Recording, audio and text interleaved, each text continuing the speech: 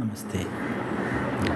നമ്മിൽ അധികം പേർക്കും, ആണുങ്ങൾക്കും ശരി ലേഡീസിനും ശരി, മുടി കൊഴിയുന്നത് വലിയ പ്രശ്നമാണ്.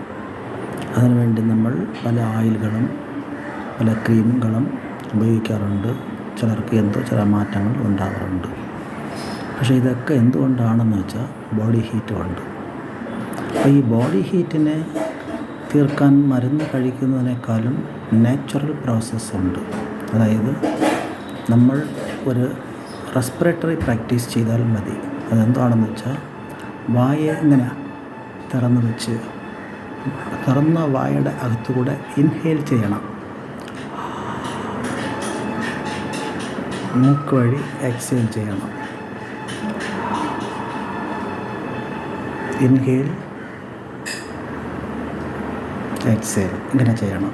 അപ്പോൾ ഇങ്ങനെ ചെയ്യുന്ന സമയത്ത് അകന്ന വാ വഴി ഇങ്ങനെ ത്രോട്ട് വഴി ഇൻഹേൽ ചെയ്യുന്ന സമയത്ത് ത്രോട്ട് പോയിൻ്റഡ് എൻഡായിരിക്കുന്നത് കൊണ്ട് അതുവഴി പോകുന്ന കാറ്റൊക്കെയും കുളിർന്ന് പോകും. ആ കുളിർന്ന കാറ്റ് നമ്മുടെ ദേഹത്തിൽ ഈ ടോപ്പ് ടു ബോട്ടം കംപ്ലീറ്റും കൂൾ ചെയ്യും.